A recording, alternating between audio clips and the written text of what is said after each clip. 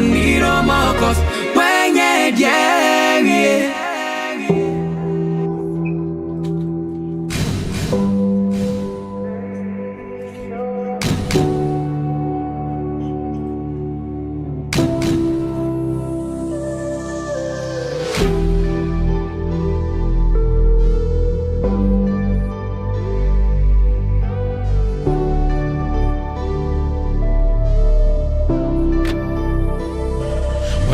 Space, that's where I go. A place to escape that nobody knows. Where I feel free to let things go and face this evil that burdens my soul. I bring my hatred, I pack my pain, all the emotions I cannot explain. It's where I found God and filled that hole.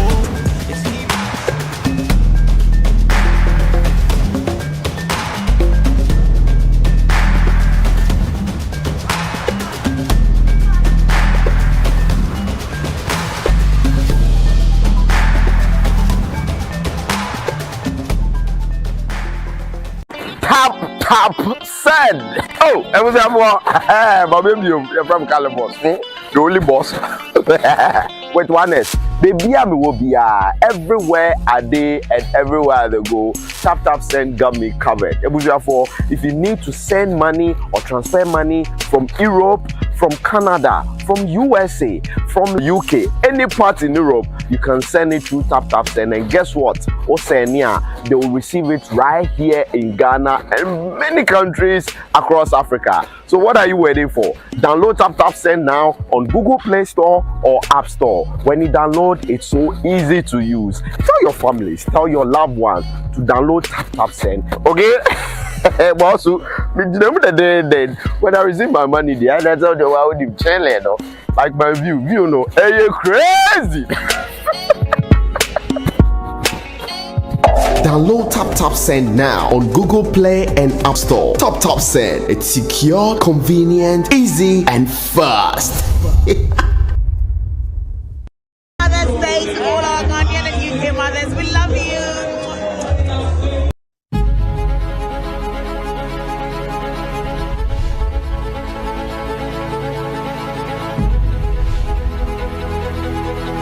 After successfully redefining Accra's skyline with the delivery of the signature apartment, Cape May Properties presents an exclusive unveiling of the tallest residential building in Ghana, offering a first look of Sultan Sky.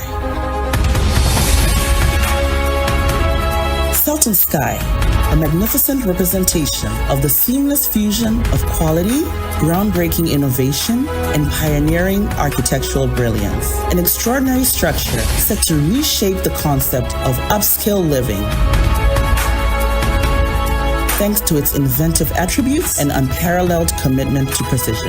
This master-planned residential development will focus on the building's location, security, privacy, the design's aesthetic brilliance, elevated features in each living space, cutting-edge smart home technology, and amenities beyond imagination, with fantastic residential features which include 24-hour concierge service, a state-of-the-art fitness center, a floating tennis court, a floating swimming pool, a spa, a sky pool, a sky lounge, a movie theater, co-working spaces, kids zone, distinctive lifts for staff and deliveries, private gardens, chef's kitchen, expansive terraces, entertainment rooms, restaurant, and 24-hour security.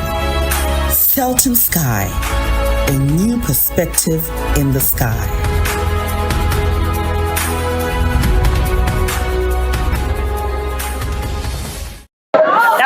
And the many na TAPTAP for I run away. I mean, show my TAPTAP for the show the say about the TAPTAP send now or they send this car. But there will be a TAPTAP home out. TAPTAP, you are the best.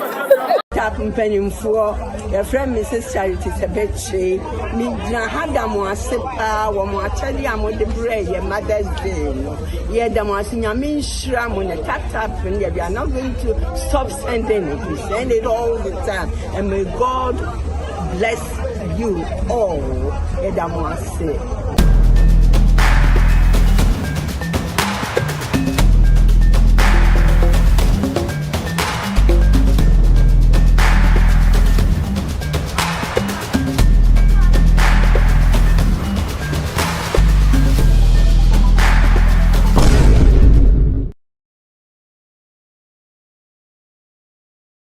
Hello, everyone. Good evening, and welcome to tonight's OT Health Talk Show. As you can hear, from my voice, apologies for the late start. As you can hear from my voice, I was ill last week and I wasn't able to join, and I'm still recovering. And it was a last-minute decision to come in and join the show today, so that I don't leave Dr. Akos on her own. Unfortunately, I will have to do that.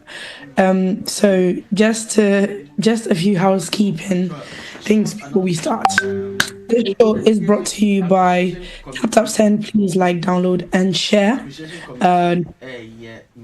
Because in the Western Appreciation Committee. Appreciation Committee. Appreciation Committee. Thank you very much. Also, can I just ask that when you do come in, just so that you do not interrupt the show, or with minimal interruption to the show, could you please mute yourselves? As my voice is like this, I cannot be shouting. Yes, and in moments of, if there's a Ghana Sikane course rules, they tap and give one of the best rates out there, as you know. And yes, and welcome everybody to the show, and thank you for joining. So without further ado, because I'm struggling to talk, Dr. Akos here today is going to be our doctor, our resident doctor, and she's going to talk us through epilepsy. So without further ado, I am going to hand over to Dr. Akos. Hello. I think I've actually just turned my video off. 1 second. Right. Okay, that's it. Hi guys. Hello. Welcome to the show. Unfortunately, I think Abuna might have to leave us because you can tell she's clearly struggling. It says no sound. Was that before? Wait, can everybody hear us? Yes. Yeah. Okay, fine. So yeah, thank you guys for coming again. Once again, faithful watchers, for being on point and prompt. I'm going to get straight into epilepsy. So I'm just going to share my screen. Right. Let me know when you can see my screen so that I can start. Can see the screen. Okay, brilliant. Thank you. So yeah, today we're talking about seizures. Really, epilepsy and seizures is not one in the same. But seizures are basically a symptom of epilepsy. But today I'm going to focus on the symptom of seizures. So again, if you have any questions, feel free to ask. Dr. Akos, can you just pause for a second? Auntie Alice, is the fault coming from us or yourself? Can you hear us? I can hear. I think everybody else can hear, so it must be from Auntie Alice. If maybe sign out and sign back in. Let me type it to her so she can't hear us. Yeah. Oh yeah, because if she can't hear us, then yeah. Okay, yeah. So essentially, just wanted to start off with the definition of what a seizure is. It's a sudden surge of electrical activity in the brain that causes involuntary movement or loss of consciousness. What does that mean in simple terms? It just means is a symptom where there's a lot of electrical sort of excitatory electrical impulses going from your brain to all parts of your body, which then can lead to sudden jerky movement of your arms, of your legs. So not like your hands are going like that and legs are just flipping about. But that's only one definition of seizures, because there are different types of seizures, and I'm going to go through that today as well. So there are things called absent seizures, where you don't necessarily get sort of twisting and shaking of the hands. You can just be really still and almost blank, so it's just absent. So it's just basically where there's a electrical impulse in your brain which doesn't quite connect or doesn't quite work as you should normally work. What causes seizures? So again, epilepsy. So seizure is one of the symptoms of epilepsy. You can get it from head injury. So you can go your whole life without having any seizures, but if you've banged your head or had a really bad head injury, an accident, even fell off from a bed or chair and you've banged your head, it can then cause your brain to send off these impulses, and you can get seizures from that. High fevers, especially in children. So a lot of people come to the hospital because their kids are acting a bit funny, they're moving their hands a bit funny, and usually we call this febrile seizures. They're absolutely normal. We see them every day. I can see at least 5 febrile seizures a day. Some go on to be very, very serious. Not very serious. And most kids who get febrile seizures don't really get seizures again in their lifetime.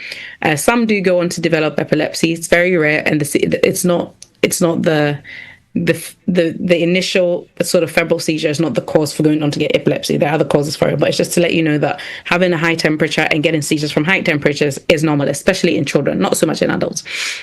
Infections like malaria, meningitis, again, anything that sort of affects the way your brain works can cause seizures. And then lack of oxygen also, especially during birth, can cause seizures. So these are sort of the main things that give you seizures. And I like this because people the seizures affect on the screen. Okay, it did move there. So now it's moved. There's a bit of a lag. It affects everybody. Like I said, it affects kids. It affects people as young as babies, toddlers, pregnant women, even Superman. As you can see here, it affects Superman. Whether you're king or queen, it doesn't matter.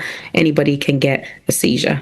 The signs of seizures are, as I've said, the main seizures that people often know about and talk about are sort of what we there are 2 terms for it. It's called the grand mal seizure. So grand, just big, and mal, sickness in French. So grand mal, just big sickness, because it's the most visible type of seizure that people sick seizures, and that's just basically the jerky movement.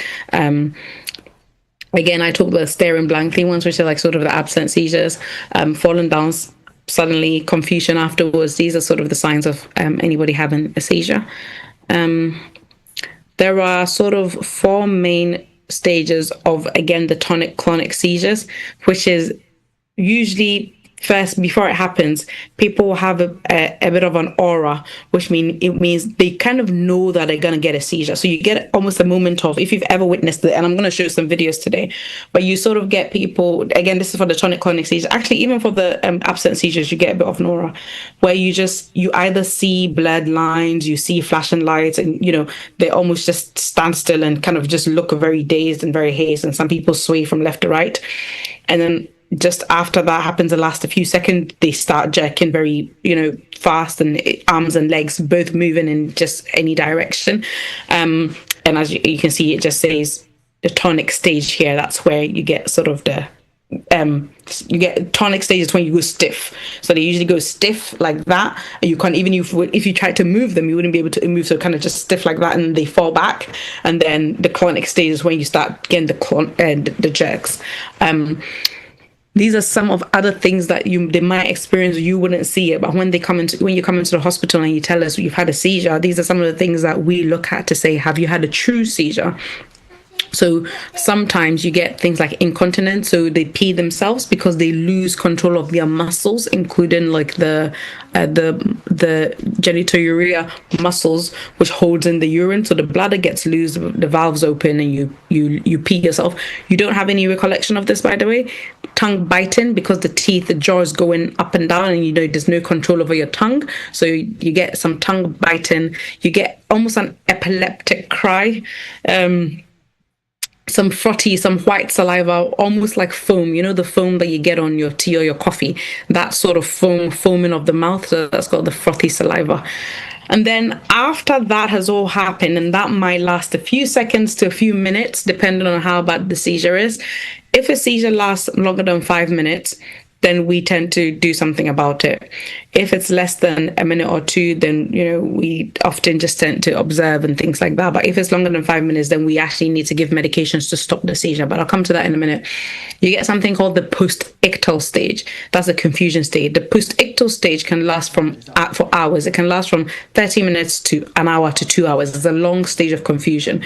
So after the person has finished shaking and jerking, for a few seconds to a few minutes. Then they get this post-ictal stage when they're really confused. They wouldn't, like, if you ask them questions, they wouldn't know where they are. They don't remember what has happened. They just know that they find themselves on the floor. They sometimes can't even recognize faces. So if you're there with them, they might not even recognize that you're their mother or you're their father, you're their brother, sister, friend. It's just a state of confusion. And sometimes they blurt out, they'll say silly things or things that don't make quite sense, and it can last for a very long time. So yeah, that's the post-ictal stage of a seizure. So these are the main stages of sort of a seizure. And again, you get this in other types of seizures as well. So with like your absent seizures and things, you will get the post-ictal stage as well.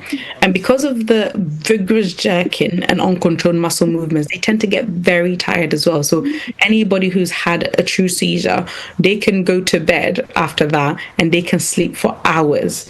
Like you said, they usually don't sleep in the afternoon, but you've had parents come to complain, oh, my son usually doesn't sleep in the afternoon, he's very active, but after he had the seizure, he slept for the last 10 hours. It can go on for days. Like seizures are, it really takes a toll on the body, because obviously it's the brain overworking, body's overworking, so they can really sleep for hours to days, and that's all part of sort of the seizure presentation.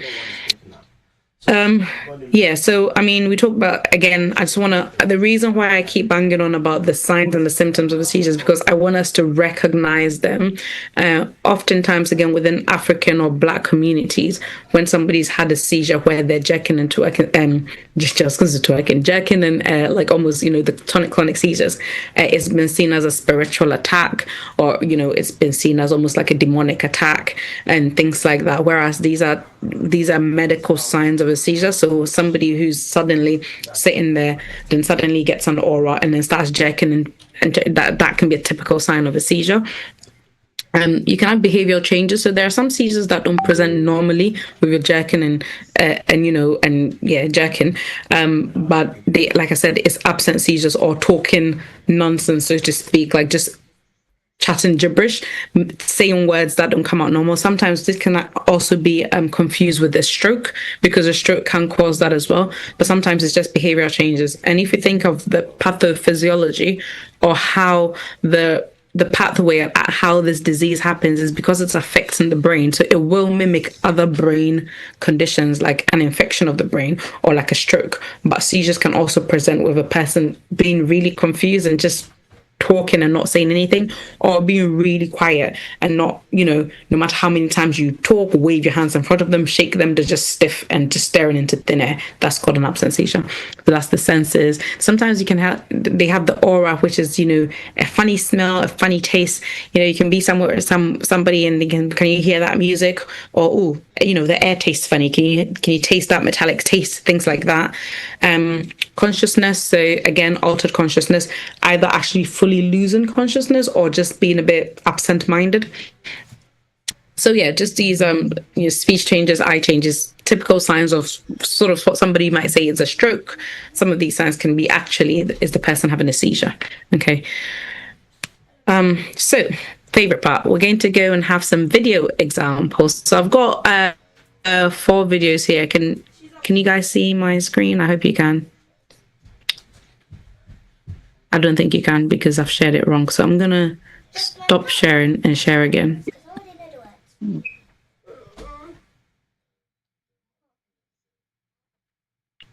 So, yep. Okay, there you go. So this is the first one I'm going to share with you. This is a febrile seizure presenting in a baby, essentially. So it's an illustration of how you might see a baby presenting with a seizure. I hope it works. Like an advert doesn't come up. Oh god, okay, it's not really working.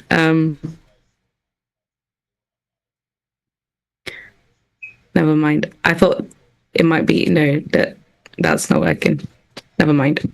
We'll try the next one, see if that works. This is a buildup of cerebrospinal fluid. No, that's the wrong video. Okay. Well, do you know what? Technology never works when you want it to work, does it? Right. I'll go for the next one. If it doesn't work, I'll just get rid of these things, because I think it's just important for you to see what a real seizure looks like, so that you can tell when What happens if the alarm goes seizure. off? Jen? 22. Jen? Blue? Did you forget your line? Oh, hold on a sec. I think she's having a seizure. What? The object of this mission is to go as far into the earth as possible. So what happens if you look at that video, you will see how that person basically was clearly involved in an activity. They were clearly doing something, and all of a sudden they just went blank and they were staring into space, and they had some weird movements of their hands, lasted literally a couple of seconds, and then they suddenly came back. When they came back, you could hear that their speech was a bit slurred. It wasn't like your normal speech. That is the post-ictal state, where they're probably getting a bit confused. That can last for quite some time. So that's an example of an absent seizure. Do you know how I feel to get bullied? Do you understand how I feel? That's one that I'm not going to show, but this is one that shows again a tonic-clonic seizure. So, Okay.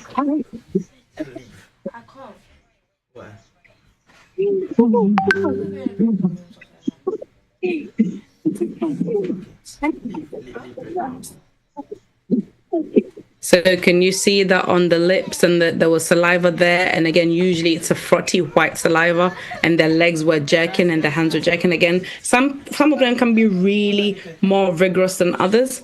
And then I'm going to show you the very last clip. She can't hear it, help her. She says she can't hear it, help her. So you can tell the curling of the hand. Help her. Fix it. I'm not saying it's somebody's fault. I said she can't. And again, if you would have heard that she made a sound. She made almost a sound, and that's what we call the seizure cry. It was in my last video, and I'm going to try this last one to see if this one works again. Seizures in babies are more common than you might expect. When it happens, you may see the baby's eyes rolling back and their arms or legs stiffening. What should you do? Try not to panic. Clear away any nearby objects that could. So yeah, so that's that, okay? And back, so those just my video examples. Yep, and we're gonna go back to my slide now. So that was just important for you to see the different types of seizures, for you to see that there was the absent seizure type, and then there was the sort of your tonic-clonic seizure type. So yeah, I just wanted to show you an example of that. And if you like, I can put these, I know not everybody is interested in seeing these things, but I can put these videos, the link of these videos in the OT media community, just so you can, if you missed it or you think you want to see a bit more, so if you've seen one before, maybe you're just intrigued, then it's important to learn about them. So again, some of the signs to think about if somebody's having a seizure. That post-ictal state is probably the most important. But if you see the video with the white girl and the black boy, where they were walking in the park, and obviously clearly, if you're with somebody who has seizures and you know that you're close enough to them, they usually tell you how their seizures are, or you'll be educated about seizures, you'll know exactly what to do. If we watch that video further, you would see that the girl put him in a recovery position, supported his head. I'm going to come to all of that in a minute. But the most important bit where she caught he was about to have a seizure was when they were walking normally, and he suddenly just stopped, and he was almost like just staring thinner, and he was almost like, and immediately she knew he was going to have a seizure. First thing she did was lower him down to the ground, because that's the safest place they will be. They have to be lying flat on the ground. If not, and they fall, they can have a risk of further injury to the head, or breaking arms, legs, depending on where the impact is. So it's very important to learn how to manage people who are getting seizures, and I'm going to come to that in a minute. So this is my next slide. Again, I've got a picture here showing you somebody's having a seizure there. They've got a pillow under their head to support them. You've put them to the side in the recovery position. So the things to do when somebody's having a seizure, especially now I'm talking about tonic-clonic seizures, because with absent seizures, you don't have to put the person on the floor, you don't have to support their head, because they're usually just sort of sitting anyway, and they're not going to fall, they're just having a blank moment. But if somebody's having a tonic-clonic seizure, you need to stay calm. That's the first thing. I know it's easier said than done when the person is a loved one, but if you panic, it's not going to help the situation. So try your best to stay calm, take some few deep breaths, okay? move the person away from danger. What I mean by that is in all the scenarios that we saw, because they were probably acted scenarios, like the guy was in the park, so there was nothing there. Most people have seizures when they're sat at a desk, or maybe if you know you have epilepsy, you shouldn't really be driving. But if somebody's having a seizure while they're behind the wheel, that's really, really, really dangerous. If somebody's, sat in a space where there's a dining table here, there's a TV there, there's a heater here. If they fall, they're likely to bang their head into one of these objects. So the best thing to do is move the person away from danger. So all you have to do is just sort of support the person's weight behind their underneath their armpits and try and move them or slowly guide them to the floor where they can fall in a safe direction. Once they're on the floor, by that time they're probably jerking. You just want to get a pillow or anything soft to support their head. If you don't find anything, that's fine. You can just sometimes support their head with your hand so that their head is not banging against the floor. And that's the reason why we try to support their head.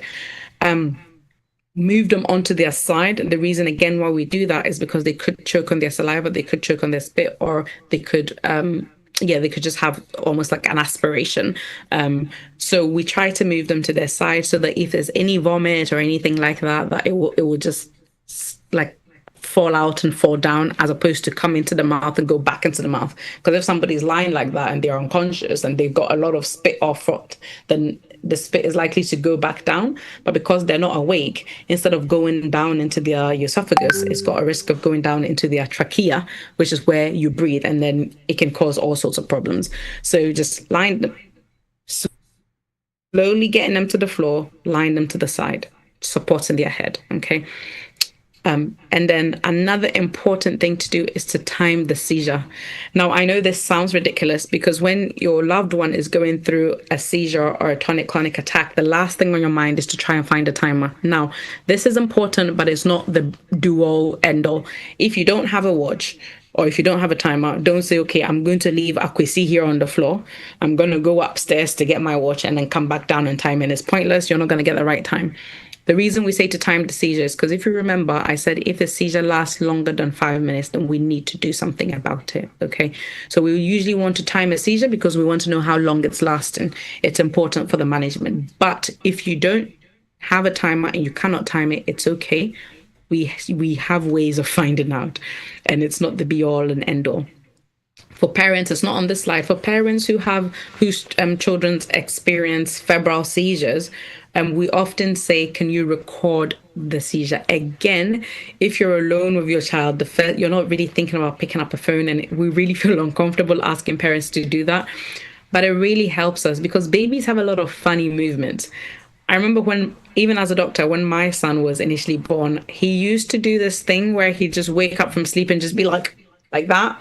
And I remember being really worried about that. So my auntie in America is a neonatalist, so she's like a specialist baby doctor. So I remember recording him one time and sending the video to my auntie and be like, yo, auntie, is he having a seizure? And she was like, no, she's not. So even as a medical professional, there are some movements that babies sometimes make that you can't really quite tell if this is a normal movement or is not. So if you feel like your baby's having a seizure or any abnormal movements, best thing to do is to record it and to show it to a specialist. Because whenever parents come into the hospital and they say, oh, my son or my daughter's had a seizure, for us sometimes it's difficult to know exactly what's happened. Is it a true seizure? Because when babies have seizures, they don't present like adults. They usually don't do the tongue biting thing and the whole, because they don't have teeth anyway, and the whole incontinence thing, where babies wear nappies and they pee anyway. So how are we supposed to know that this is a true incontinence or is this a normal baby? So it's difficult to elicit these things. So if you've actually recorded it, it's a good thing to have. Having said that, again, if you're alone and you're panicked and you're trying to keep yourself calm, I don't want to give you another job to say go and find a camera and record it. It helps, but it's not the be all and end all. I've had loads of children come into hospital without videos, and we've still been able to treat them adequately. So if you have a timer, time the seizure. If you have a phone and your mindset is with you and you can record the seizure, do so. But if you can't, it's not the be all and end all, okay? Things not to do not hold them down. Let them have the seizure because their body is so stiff and they need to, you will hurt them trying to hold them down and stop them from seizing. They might hurt you too because trust me, when somebody's having a seizure, their body becomes so stiff and so hard. It's difficult to say. And this is where, again, there's that stigma from sort of African communities and some third world communities where we believe that they're having almost a demonic attack because it's almost like something takes over their body and they become like so strong and like so uncontrolled, but it's literally a medical condition. It's not a demonic attack. For that, I can tell you. I know I believe in demonic things, but for seizures are seizures. And don't put anything in their mouth because it's again, if you've not seen it, you won't understand it, but their bodies become so hard, their muscles become so stiffened that essentially people have lost their teeth from having something in. So if you try to put something in their mouth and they bite onto that thing, if it's your hand, number one, you will lose the hand because they will bite through your fingers. If it's something hard and they bite onto it, they will lose their teeth because that's how hard their jaws clench, and it's very difficult. So don't try to put anything in their mouth. Don't try to hold them down. That's probably the most two things you shouldn't do. And don't try to keep them standing. So that's important for you to know. When to seek medical professional, again, I've mentioned, I can't remember the slides, but yeah, I've already mentioned this. So seizures that last over 5 minutes, it's important to seek medical professional. First time seizure. So if the person has never had a seizure before, or like I said, if it's a first seizure in a baby, even if it's a high temperature seizure, we still want to see them because we want to make sure that, okay, this is actually a febrile seizure or is it something else? We want to rule out head injury and things like that. So we need to see the baby. And then the last point is if a person is injured from the seizure or does not wake up, well, if they don't wake up, I think it's a bit obvious. But if they're injured from it, and what I mean by that is if they hit their head, even if you think that they're not injured from it, but they've had a head injury from it, it's better to seek medical help, professional help and input, because we don't know if because like I say, their bodies become really hard and the way they've banged their head, it could actually cause other problems. What if they're bleeding in their brain, or, there's something else, or, like they've got a swelling in their shoulder because their shoulder hit the heater and, things like that. So if you feel like they've got an injury or you suspect that they've been injured from the fall from the seizure or from any of the seizures, then you need to seek professional help because we need to do an assessment and make sure that they've not hurt anywhere else. Okay. Treatment options for seizures are pretty straightforward. We have anti-epileptic drugs. I'm not going to go through them because there are so many. One that I will mention are things like sodium valproate, which is basically, it's not our first line. It's probably our third or fourth line, especially in people of childbearing age, so women and men, because you cannot be on valproate and try to have children. It's very teratogenic, which means there's a high indication of giving birth to disabled children if you're on sodium valproate, or I think there's another one, phenytoin. I can't remember don't quote me on that, but valproate I know for sure. So if anybody is of childbearing age, or if they're looking to have kids in the next couple of years, whether it be a year or 2 years, even 3 years, I think it's 2 years is the cutoff, but just to be safe, some people do 3 years, we will not put them on valproate, even though it's a good drug. And if you are on valproate and you do get pregnant, or you're having sexual intercourse, we will tell you to stop the valproate immediately. If you're on valproate for both women and men, you will not get valproate if you do not have sort of long-term contraception. And what I mean by that is we don't prescribe it if you don't agree to put on some long-term contraception, so something like a coil or an implant. We don't accept condoms, and I think we don't accept the pills as well, because the contraception, the protection against having children has to be very strong with valproate, because you cannot have kids when you're on valproate. It's just as simple as no ifs, no buts, full stop. You have to have regular checkups if you're having any seizure treatments, because the thing with seizure treatments is if you are started on seizure medications, they have to be titrated to fit. So everybody's seizure threshold is different. So let's say, for example, if Akosua has a seizure and Kweku has a seizure as well, Akosua might be on 500 milligrams of a medication, but Kweku might have to be on 2 grams. And that's because of the way everybody's seizure threshold is different. So you're usually started on sort of a low dose and then titrated up to the bit where you're no longer having seizures. There's also some rules about DVLA and driving with seizures. So if you've had a seizure before, you cannot drive. I think if it's your first ever seizure, you can't drive for 6 months. If you're having recurrent seizures, you cannot drive at all. and you're only able to drive if your last seizure was more than 12 months ago and that you're well controlled on medication. So there are lots of rules about having seizures because, as you can tell, it's very dangerous. Imagine if somebody is a known epileptic or known to have regular constant seizures or frequent seizures and they're driving, seizure can happen at any time, and they can, obviously if it's your first time and you're driving, nobody's going to blame you because you don't know. But as soon as you've had a seizure, there are some things that you need to do and some things that you need to be careful of. So you can't operate heavy machinery, you cannot drive, things like that, just because we don't know when seizures can be triggered by anything and they can just come at any time. So it's important to know. And the last thing is traditional beliefs may not always help. So again, I guess this is almost throwing a jab really to, again, some of the third world communities and the ways in which we believe, not to, again, I believe in prayer and it's definitely important, but you need to do what belongs to Caesar and give what belongs to God. Like, if you've got a medical condition, you need to treat it in a medical way. Just believe in sort of, and again, this is a bit dicey to say. I don't want to say definitely prayer works regardless of, what you believe in, but not only do you need to pray, but you need to also do the treatment options alongside praying. And again, some people might say some herbal remedies work, and fair enough, they might do, but again, coming from sort of a Western trained doctor, the literature out there tells me that what works is the medications that we have. So yes, there might be a herbal remedy out there that does help seizures. I'm not sure. I haven't heard of it. Please don't ask me because I wouldn't be able to tell you. If somebody has an experience of it, feel free to share. I couldn't say yes or no to that because, again, I don't have personal experience of it, but I do have personal experience of the medications that we have, and they do work. So if somebody has a seizure or has frequent seizures or has epilepsy, we need to treat them with medications to control their seizures. They need regular checkups, and we need to pray for them as well, because the prayer can help. But whilst the prayer sometimes can take a long time for prayer to kick in, we need to start them on the medication, okay, and not just dwell on sort of some of the traditional beliefs that we may have.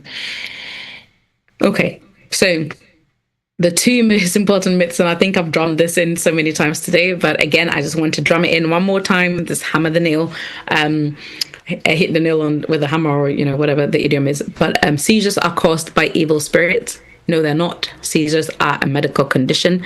They are caused by epilepsy, brain injury, infection to the brain, fevers, things like that. So they are not caused by evil spirits. Another myth is you can swallow your tongue. So again, I talked about sort of your tongue sort of rolling back and things like that, and blocking off your airway. Yes, but you can never swallow your tongue. It's physically not possible. It just isn't physically possible, because where is it going to detach from it? It doesn't work that way. Again, if you've got any other questions about any myths that you've heard about seizures, or any things that you've heard about seizures that you might want to check, is it true, is it a myth, feel free to ask in the comments. For those watching on YouTube and Facebook, again, I've got eyes on you, so please do comment, and thank you for always tuning in. So I will be checking Facebook and YouTube. And how can we help? So if you're here and you don't have epilepsy yourself, or you don't have any seizures, but you know somebody who does, just support them. Or somebody who knows somebody who has, just support them. Again, within the African community especially, I think just creating awareness to say that, again, seizures are not caused by evil spirits. They're not demonic attacks. Just, passing that information out there to say, actually, perhaps they need a medical checkup, perhaps they need a medical review. Just supporting family members, reducing the stigma in the community, spreading the awareness is very important. If you do know somebody who has seizure attacks and frequent seizure attacks, there are things that you can do to help them, but it's in the sense, not making it. You can live a very normal life with seizures. So, not creating stigma around them, not making them feel uncomfortable, just being there and supporting them, really. That's the most important thing. And just in time, Terry, with your hands up, time for questions. But before we do that, I think our host, Abna, are you still with us, or should I just go ahead because of your voice? I'm still here, guys. We already have a hands up. So Abna will lead the next section. But remember, you can ask me any question today, whether it's to do with seizures or not seizures. I'm here for you. Thank you, Dr. Akos, for taking us through the epilepsy. Taking us through epilepsy, and we already have two very eager hands, lovely. However, the next session we'll go on a quick commercial break, and then when we're back, we'll go through the Q&A session. So please bear with us as we go on a quick commercial break.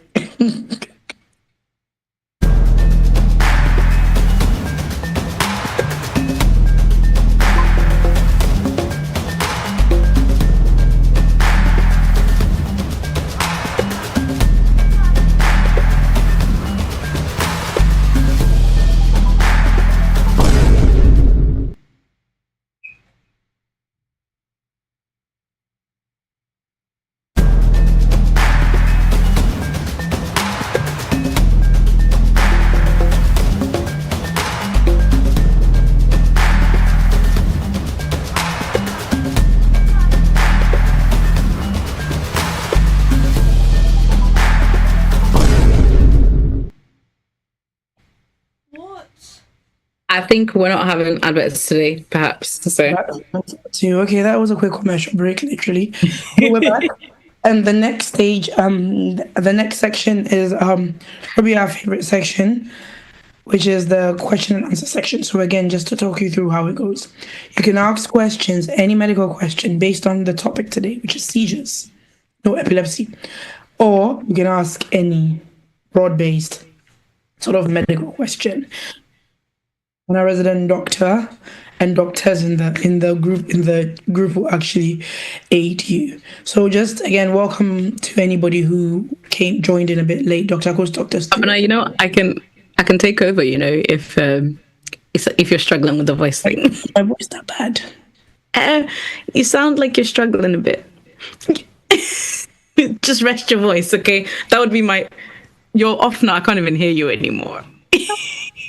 It's fine. I would just be there and sit pretty. I would take over from here. Thank you for trying I would give any of my patient advice. If you've got that kind of a voice, you shouldn't be talking. So yeah, take a break.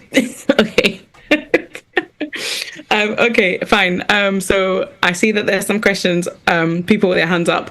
I'm just going to call them by how I saw them first. So the first question I got was Terry. So Terry, feel free to question. Yeah, hello. Hi, good evening.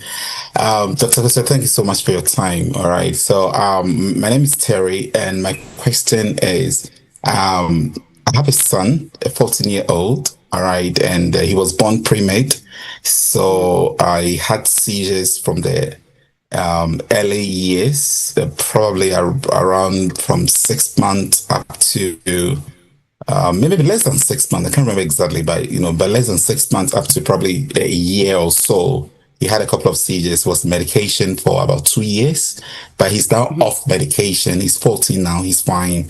But my question is, is there any known long-term effect if you've had seizures when you're a baby or something like that? I'm not sure because I haven't really, I've looked into it, but I haven't found anything like that. But since I have the opportunity to ask, medical advice, so I'm just asking, is there any known long-term effect if on the child's ability to do well in school or anything like that, on the brain in particular, if you had seizures when you were a baby, anything like that in the medical world?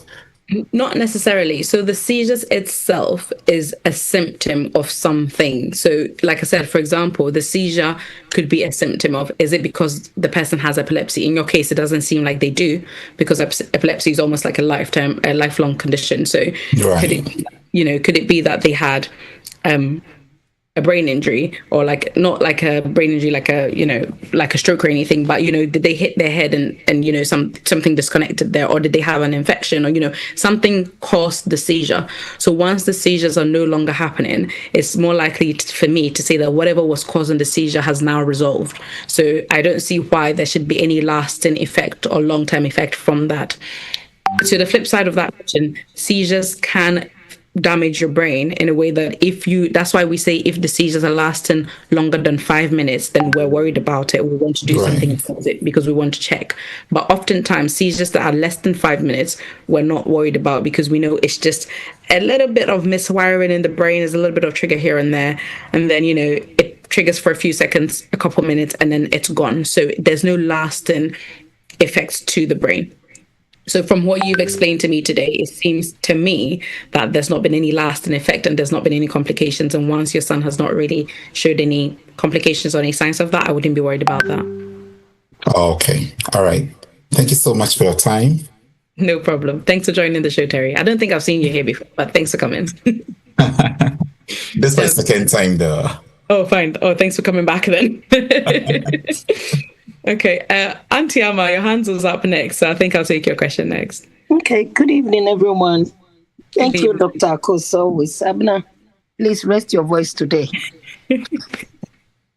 Na Bomodiana have the local remedy, ginger, lemon, honey, just to help your voice. Okay. Yeah, straight to my question now. I just want to find out if someone has got, I've got a very dear friend of mine who, I think when she was growing up, she's in Ghana. When she was growing up, she had a brain injury. And she's been fine. All of a sudden, I think about 2 or 3 years, she's been having seizures, which is really affecting her health. I was reading something on coenzyme 10. Would you recommend the person having coenzyme 10, CoQ10? Now, it is an interesting question. And I thank you for the question. And I think you always bring me the most challenging questions ever. But coenzyme 10, I think some literature has said yes, it does help with the seizure activity. Some literature have said that there's no difference, and some have said that they're not really entirely sure. So as medical professionals, I cannot recommend it because at the current moment, the literature out there is almost not verified for the treatment of seizures, if that makes sense. So it's almost like a hit and miss. So I know with some people who have exhausted all the medications out there. So there's some people who are just seizure medication resistant. So they've tried all the medications out there and it's not working for them. Then somebody might say, actually, the literature says that coenzymes, it might help. So why don't we try it? But it's certainly not going to be my first line that I'm going to give. So I guess my answer to that question is that I cannot recommend it as a yes, definite treatment for it. I can't say there is some literature that backs it up. So if anybody wants to try it, they're welcome to, but it's definitely not a medical recommendation. Dr. Mustafa. He's on here and he's put his hand up. I'll come to him in a minute. Well, actually, do you want him to try and answer this question? No. I want him to answer this question. And then number 2, he likes doing researches into strange things. So I'll recommend if he can just help me because it's a very good friend of mine and she's struggling back home. Dr. Mustafa, do you have any answers to what she's asked about coenzyme 10, or are you going to come back with research? I stand exactly by what you said initially.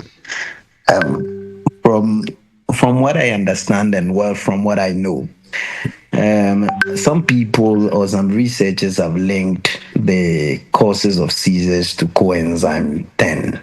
And so sometimes, some people want to take it, or it's just like vitamin D. Some research has shown that when you have COPD and you take vitamin D, you have less mortality. So it's the same way. For me, I think definitely it is nothing bad if it is really doing if the person is really suffering from a serious seizure and they want to try it, it's not a bad idea. And apart from that, coenzyme 10 doesn't really have some serious adverse effect per se. So I think it's something, if they are really suffering from it, I think there's something they can try. You never know what works with you. So far as it doesn't harm your body to a severe extent, and then, yeah. Thank you, Dr. Mustafa. Well, there you go. Before I come to your question, Doc, it feels so weird calling you Doc. But yeah, I've got so Nancy has said, are there any signs before seizures? And I think I did mention that there were some signs before seizures. But again, I just want to show you this video because I think when you show a video, it sticks a bit more. So I'm just going to quickly show you this video and then you can see what I mean. Okay. Ignore the lady talking, but just watch the video. From a seizure. Okay, it's starting. Okay, the daughter just noticed and she's coming in to help. That's amazing that she knows exactly what to do for her mom. So, again, I'm going to play it from the beginning again, just so you can see. Watch the woman in the kitchen. She's about to suffer from a seizure. Okay, it's starting. Okay, so to answer that question, it's literally in that video, but you can see that there's something called aura or signs of seizure. So again, perhaps not all seizures might start like this, but from the literature, we know that most seizures do have an aura. So again, it's almost like they become a bit, dazed, a bit hazy, may swift from left to right, or may just stand still and stare into thin space. Some people might actually start saying things like, just uttering really strange words, or some people might start asking you things like, oh, can you smell that? Or, oh, can you taste that? It tastes metallic. It's just really, really strange behaviors. And then so there's always something strange, and then they go really stiff, and then they fall, and then they start jerking. So that's almost the sort of the way that seizures happen. Okay. All right. I think I'm going to ask Dr. Mustafa to, I hope that answers your question, by the way. If it doesn't, please come back and ask a bit more. But Dr. Mustafa, you can ask your question, and I'm going to read John's very long text in the chat afterwards. Exactly. I saw it and I was like, wow, I can't wait to hear your comment about it. But thank you very much. I think everything you've said is very insightful. Even me as a medical doctor, I've also learned quite some good stuff. And I think you've touched on the most important things about seizures, especially the myths attached to it. I don't know if others know, but in Hausa, for the Hausa people here, we normally say that sun sun bisaya kamashi. It just means that anoma was ronachino. Because what normally happens is a market woman with her sick child, she takes the child to the market, and all of a sudden he begins to seizure because he has been in the sun for a very long time. So mostly it's a febrile seizure. He looks up and then he begins to have the seizure. So it's like there's a bird that is flying by that caught it. So just so everybody knows, that is also like a seizure. Now, my question is, this is a story my mom gave me in the past. My brother, I think, suffered a seizure. And they took him to the hospital, but my father came there. And at the hospital, I mean, they didn't take him to the hospital. They took him to the local herbal person. And he puts a lot of, as they say, a lot of citron. What is citron? Citrus-based, lemon.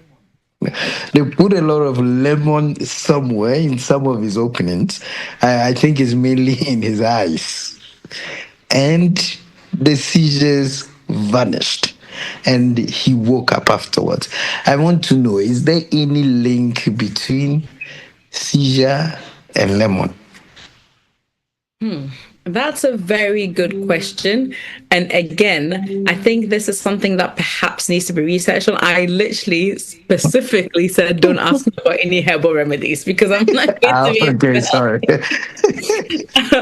But essentially, I think, honestly, there possibly could be a link. And, this is what I mean by in Western medicine, and I'm not discounting any of, our traditional ways and our herbal remedies. And this is why I said if somebody knows something that worked for them, fair and fine, but I just can't recommend it because I don't have personal experience with those things. As somebody who practices solely, Western medicine, I know that the medication that is used to treat seizures and epilepsy are derived from organic compounds. So who is to say that some of these organic compounds are actually not extracts from lemon or citrus plants? It possibly is. So perhaps there is a link between lemon and oranges and seizures. However, I suspect that they exist in the form of medication that we give people who have seizures. So I can't say yes or no to that. Obviously, that's your personal experience. Having said that, if somebody is having a seizure, please don't go and put lemon in their eyes. Just take them to hospital, please, if it's longer than 5 minutes. And perhaps I'll do some research, or maybe you should do some research about the lemon and epilepsy, because I'm not aware of any link. Funny enough, I also just read that some research has shown that a little bit of lemon in the mouth of the person during seizures helps eliminate the seizure. There probably is a link. Honestly, there probably is. I think that, and again, it's almost like a buccal midazolam that we use. Yes. So it probably does have a link. I just, I just don't have enough info. I haven't read enough to say that I can definitely say yes, please use lemon. Because if you go and use lemon and somebody has a from epilepsy and they ask you who's your doctor, then I will suddenly be called to a GMC meeting and I might do I get it. But I will look it up and I will let you know. Question and Tiama Beba what for you to acknowledge. When you told you about because yeah. Into a doctor, of course, well now or Tina was saying me Dr. Mustafa only your because yeah. Auntie Amma is always using Dr. Mustafa as a backup. So here you go. No, but thank you for your question. I think it's definitely something that I might need to do some more research on. But I can't say that it's wrong. I suspect that there is some link there, honestly. And Kanititino, like our elders, they really knew things, and this is what I really like about tropical medicine, because I think there's so many herbal remedies and things that we don't know about. So I cannot recommend a herbal remedy, but I know some of them do work, and some of these homemade remedies, they really, really do work. But I just can't recommend them because unfortunately it's not, I'm not a specialist in traditional medicine. So Dr. Akos, I think in this case, we need to have the Ghanaian doctors or the African doctors do more research into our herbal because it works. I would say some works, but the problem we have is the dosage and the side effects. Because when you look at neem tree is very good, but during COVID, a lot of people went for I say, let me just go and take neem tree, because when you take neem tree you won't get COVID. So people were hooked on it, and then later on we just noticed that kidney diseases were on the increase in Ghana. Another thing which I have actually I haven't done much research, but I'm trying my best at the moment. It's clove. Yeah, cloves are very good, but there are side effects. And the African community, when we hear anything, we just run into it, and then it's like apple cider buy. Everyone, I want to take apple cider because I'll lose weight. Too much of everything is bad. So please, when we hear something, let's not, people are using clove, apparently taking clove water because it's very medicinal. But the point is, don't take it every day. Mm-hmm. Absolutely. You can take it maybe once a week, or maybe once in 2 weeks, or once in a month. But don't get into the habit, because too much of cloves have got a very bad adverse effect. So please, Dr. Akos and Dr. Mustafa and Dr. Kojo, please, more jumaye. Yo, yate. Wadaruma. Yate. Okay, I'll move on to John Agwe's question. I've had a good read of it, and I like it. So I talked about myth busting, and and some of them are true. So some of them are. So let's just go through it. So for those who can't see, I'm just going to read it. So in the chat, somebody's put that sugar in a baby's brain is called ADHD. Sugar in an adult's brain is called dementia. So these two, we're going to myth bust them because they're not entirely correct. Sugar in the eyes is called glaucoma. Okay, half truth. So again, we'll myth bust that in a minute. Sugar in your teeth is called cavities. Yes, so in a way.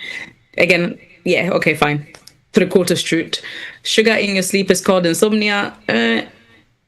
Entirely false. But sugar in your blood is called diabetes. That is 100% true. And excess sugar in your, sugar in your blood is called even that, but okay, fine. Anyway, excess sugar in your body is called cancer. I could literally do a whole session on this, John. So I'm just gonna quickly run through it. But the ones that are nearest to the truth are the sugar in your eyes, sugar in your blood, and sugar in your teeth. And even those, I get what the post is trying to say. It's trying to say it's not that sugar in your teeth is definitely cavities, or it's caused by. So cavities can be caused by sugar in your teeth. Diabetes is definitely caused by sugar in your blood, but it's not actually because of the sugar in your blood. It's because your body is not able to take up that sugar. So the main thing about diabetes is actually the insulin factor or the pancreas factor. But there are truths to those three things. Sugar in the baby's brain, ADHD, that is false.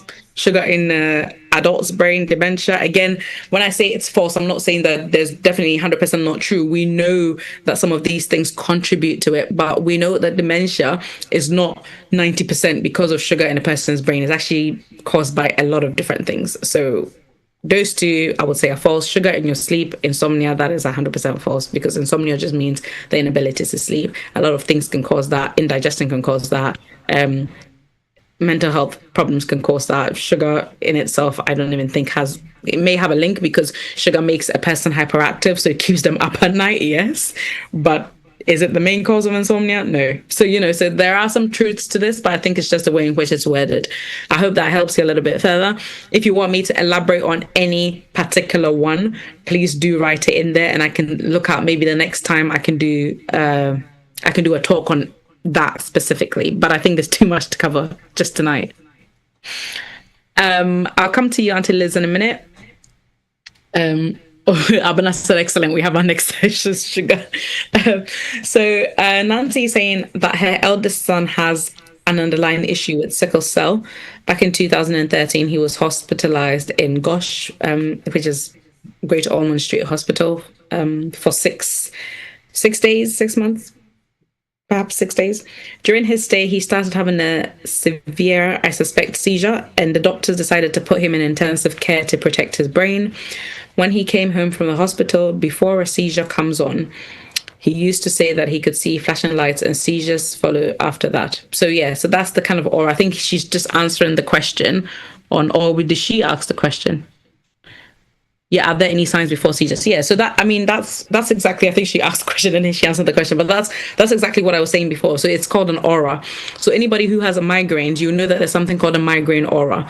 And a migraine aura is very similar to this. So before people get migraines, they often talk about sort of seeing flashing lights, hearing, some people may hear things, some people may taste things, some people may smell things, some people see flashing lights, some people see black and white lines, and it's the same thing. So like the guy that I showed in the video, maybe you came late so you didn't see, but there was this black guy in a park with a friend who just suddenly stopped and was just staring into thin space. It could be that he was seeing flashing lights.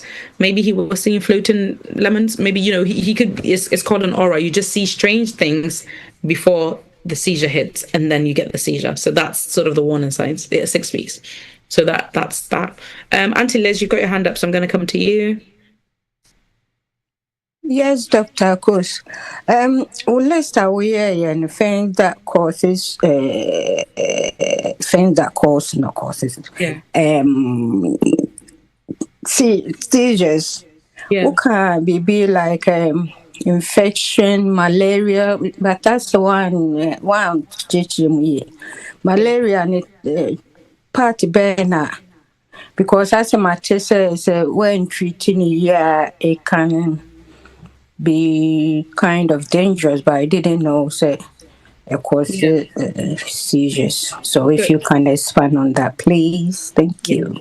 So if you think about malaria, actually it's probably if you think about malaria, how do you get malaria? You get it from an insect bite, isn't it? Mosquito bite. And that same mosquito, no, you get a lot of things from mosquito bites, actually. So you get things like Zika virus and dengue fever and, all those things. So mosquitoes are notorious for sort of spreading infection. So when you get the bite from the mosquito, the reason why you get the malaria is because you got an infection which affects the whole body.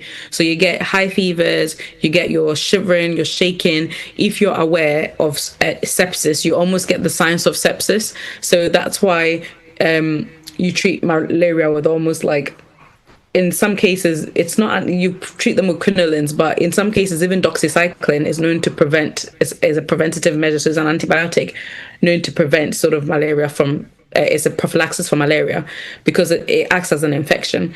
So if you think of any way that an infection works, once the pathogen gets into the blood, it goes around the whole body and it can end up in your brain, can't it?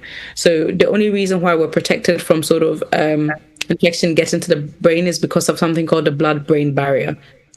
But unfortunately, in some cases, infections can cross the blood-brain barrier. If this happens, then that means that you will have the malaria infection in your brain, which essentially means that you've got an infection in your brain. So it could be in the form of meningitis or in the form of something called encephalitis, which are all basically infections of the brain. Once you've got an infection of the brain, you are prone to have things like seizures because your brain is unwell, essentially. If you think about any part of your body, if you have an infection in your hand, it tends to swell up. We call it cellulitis. If you have an infection in your throat, you lose your voice. It's called laryngitis, currently bananas. If you have an infection in your urinary tract, you get pyelonephritis, or if it's lower down, you get cystitis. So essentially, wherever that infection is able to penetrate to, you're going to end up getting some sort of brain infection or some sort of itis of the brain, which can then lead you to start getting seizures. So simply put, if you get bitten by a mosquito and you end up getting malaria, if left untreated, that malaria can then cross the blood-brain barrier, which can then cause you to get the infection in your brain, which can then lead to seizures. Thank you very much. That is very serious about mosquitoes now. Yeah, I mean, we don't take these things seriously, and I always laugh because I always say, Oyibo people they act like malaria is the end of the world, and whenever you're going to Africa, the way they act, and they're very scared of it. And I always say it's funny because it's the other way around. Like in this country, we don't take flu very seriously in a way, and even the influenza vaccine, we have to beg and beg and beg people to take it before they take the influenza vaccine. And I say people who come from Africa, they take flu very seriously because flu is not our disease. So whenever we hear flu or we think of flu, especially people who live in Africa who come in here, they get, a bit hysterical about it. It's the same way with malaria. So us who live back home or who have experience of living back home, when we hear malaria, we think, oh, malaria, I even had that last week. But a lot of the time, if you see, other nationals who don't have malaria in the country, whenever they hear malaria, they're almost panic stricken. They almost have seizures from even hearing the name malaria because they know how serious it can be. So I think for us, sometimes we take it for granted because we know how to treat it and we're very good at treating it. So oftentimes we don't get these serious conditions from it. But mosquitoes, I don't like because they have so many diseases. One insect can give you 5 different diseases. What's the one that I learned from Washington? We recently went to Washington and we all fell sick when we came back. And I think, the mosquitoes in Washington give this particular disease. I can't think of it now, but essentially, depending on where the mosquito is, it can give you a different type of disease. It's ridiculous. So yeah, mosquitoes are not really friends of mine, but we just need to be serious with them. Is that me neither? Thank you very much.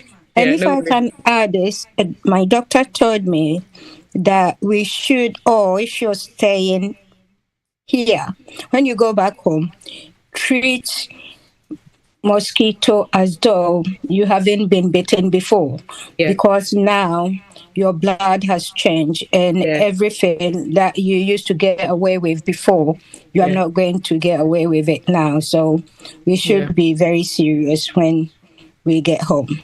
Absolutely. And I think for us, thank you so for raising that point. I think for us who've lived here for such a long time, sometimes we do take these things for granted, but definitely I always say, like, my husband, he thinks he's fully Ghanaian, so he's like, oh yeah, I don't need this. When we were all going back to Ghana last month, we all took the prophylaxis. He refused to take it, and I was like, each to their own. But if you get sick, and you say, "Maybe a doctor," like, I will not mind you at all, because you did not do what your wife told you to do.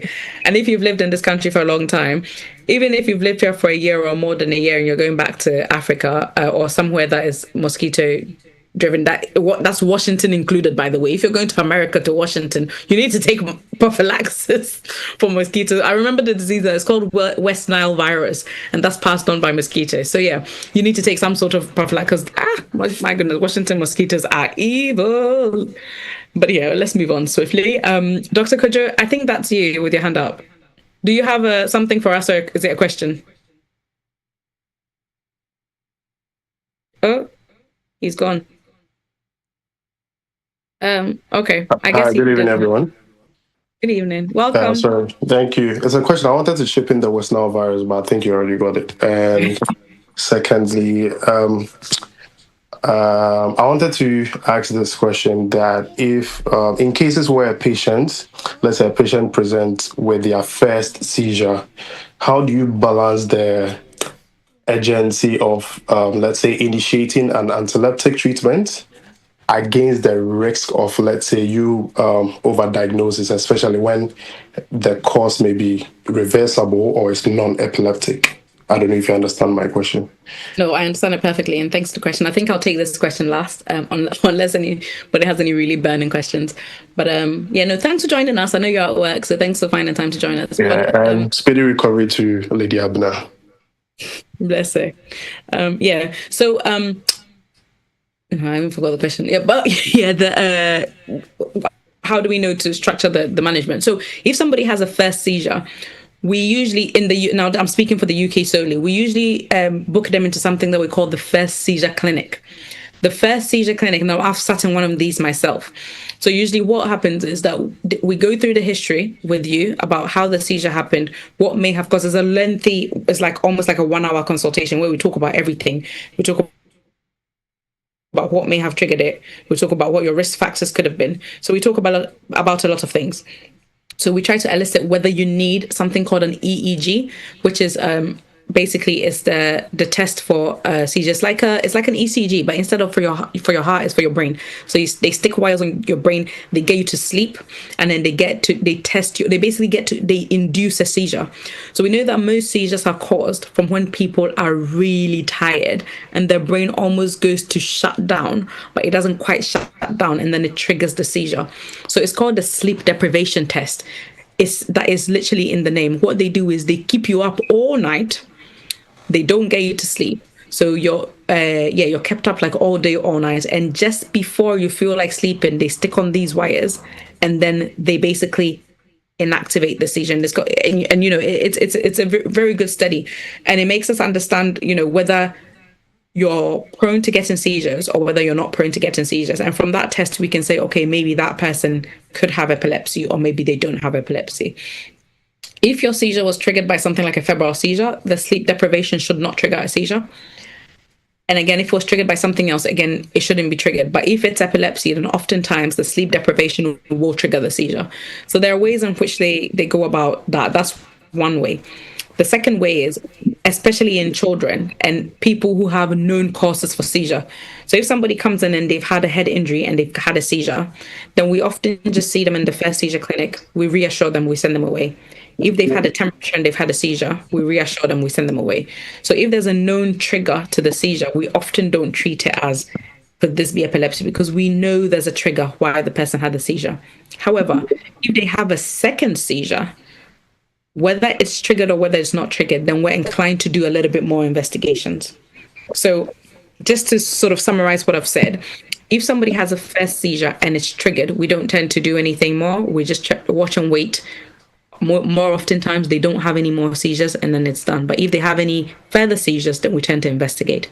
If somebody has a seizure and it's untriggered, so it's very random, they're just sitting there and suddenly got a seizure, then we will do some further investigations. We'll do a sleep deprivation test, we'll do an EEG, and that test will tell us whether that person has epilepsy or they don't, or is prone to have an epilepsy or they don't, and then we can start treatment. I hope that answers your question.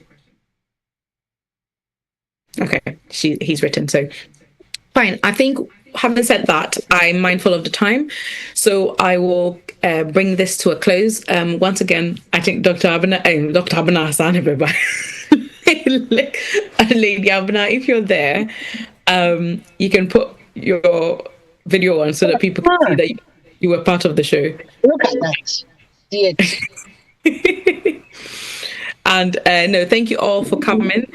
We really appreciate your time spent with us here today. We thank you for being patient with us as we always overrun, even though it's supposed to be 8 to 9. We always go over, but it's just because you guys are so involved and so engaged and always getting involved. So we really thank you for that. We thank you to all our faithful watchers who are always here. I can see a few names. We thank you to all the medical professionals and all the people who get involved, like, you know, Dr. Kojo, Dr. Mustafa, Auntie Amma, you know, always giving us some medical knowledge. We really appreciate it.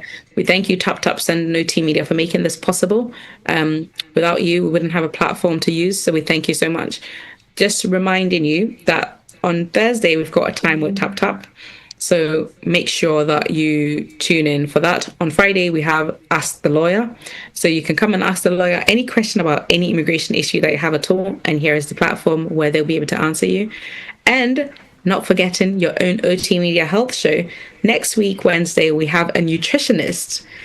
You've asked for it, so we've provided it. Dr. Kojo will be on with a nutritionist next week, and they're going to answer any questions that you have about food, about shito, about puff puff.